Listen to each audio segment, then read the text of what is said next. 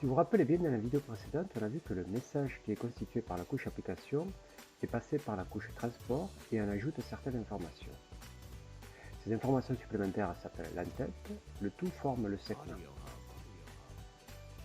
Lorsque vous êtes connecté à Internet, vous avez souvent plusieurs applications qui utilisent Internet en même temps. On appelle cela des processus. Du côté du serveur, on a souvent plusieurs services à la fois, serveur web, serveur mail par exemple. Quand votre ordinateur reçoit un segment qui contient un message, il ne sait pas s'il s'agit d'un mail ou d'une réponse HTTP. Donc, il faut identifier chaque processus. Pour cela, on introduit ce que l'on appelle le numéro de port. Ce numéro est codé sur 16 bits, donc 0 à 65 535, et de cette manière, on pourra identifier chaque segment qui arrive dans votre ordinateur. Parmi tous ces numéros, certains sont réservés, les 1024 premiers par convention. Certains protocoles utilisent certains numéros spécifiques. Par exemple, DNS utilisera toujours le port 53, HTTP toujours le port 80, SMTP le port 25. Si tu fais une requête DNS, tu prends le message, la couche transport va le mettre dans un segment, va ouvrir un numéro au hasard de port source, par exemple le 3000, et un numéro de port de destination, le 53 ici. C'est le numéro de port réservé pour DNS. Et tu envoies ce segment au serveur qui va recevoir ce segment avec le numéro de port de destination 53. Maintenant, avec ton PC, tu envoies une requête HTTP à ce même serveur. Tu vas ouvrir un autre port source, par exemple 4000, et un numéro de port destination 80, le numéro de port réservé pour HTTP. Du côté serveur, lorsqu'il reçoit ces deux segments, il peut savoir lequel est une requête DNS et lequel est une requête HTTP. Le serveur va répondre en inversant les numéros de port source et de destination.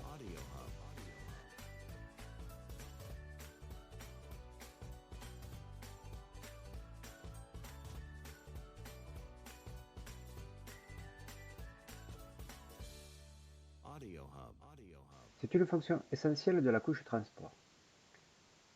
Dans l'entête, il y aura toujours 16 bits pour le numéro de port source et 16 bits pour le numéro de port de destination. Et cela concerne les deux protocoles UDP et TCP.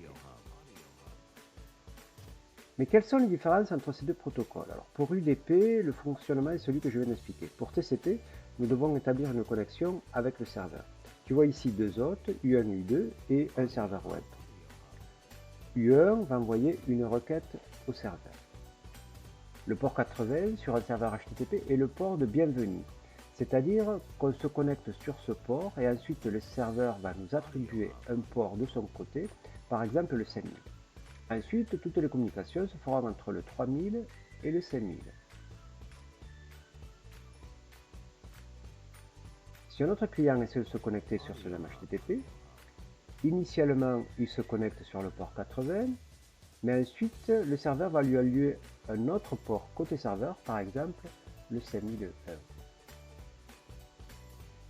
Et la communication se fera pour U2 entre 5001 et 3000.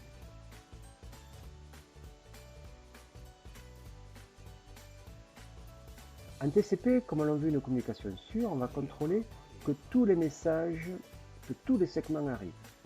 Le UDP, lui, ne garantit pas que le segment va arriver à destination, mais on l'utilisera pour sa rapidité, par exemple pour la VoIP.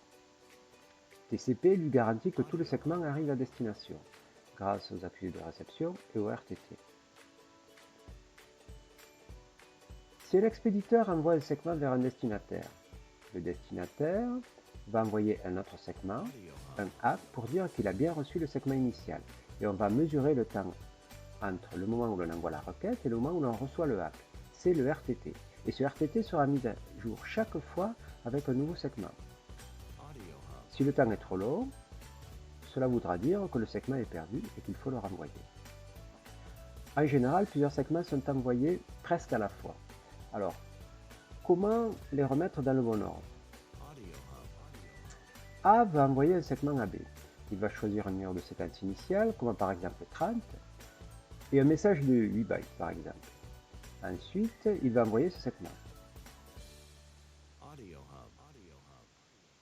B va recevoir le segment avec un numéro de séquence 30 et calculer la longueur du segment, ici 8 bits. B va choisir un numéro de ACK de 38, 30 plus 8, et renvoyer l'accusé de réception à A avec le ACK qui vaut 38. A sera alors que B a tout reçu. Et en général, B en profite pour envoyer aussi un message, ici une longueur de 20 bytes. Il va choisir un numéro de séquence initiale, par exemple 100. Et il enverra un segment qui contiendra le numéro de séquence 100 et le ACK de 38 et son message de 20 bytes. A calculera la longueur du message reçu, l'additionnera au numéro de séquence reçu 100 plus 20 et le renverra à B avec un autre message éventuellement de 15 bytes ici. Alors, dernier point important, comment se passe la première connexion entre A et B? Si A veut établir une connexion avec B, il va lui envoyer un segment particulier, le SIM, qui ne contient pas de message, avec un numéro de séquence initiale 50 dans notre cas. B reçoit ce segment, s'il est d'accord d'établir une connexion avec A, il va envoyer un autre segment particulier, toujours sans message, en ajoutant 1 au numéro de séquence initiale. On passe donc à 51. Et en créant lui aussi un nouveau numéro de séquence, de son côté 90. Voilà. Ce segment s'appelle le sync ACK. Voilà pour cette couche transport. Alors, il faut savoir que les développeurs d'applications ne s'occupent pas de cette couche transport. Ils ne s'occupent pas de savoir si les messages sont arrivés dans le bon ordre ou pas. Ce n'est pas leur couche. C'est là toute la puissance du modèle en couche qui permet de simplifier, de séparer les tâches. Dans la couche inférieure, Internet, j'expliquerai comment les messages trouvent leur chemin.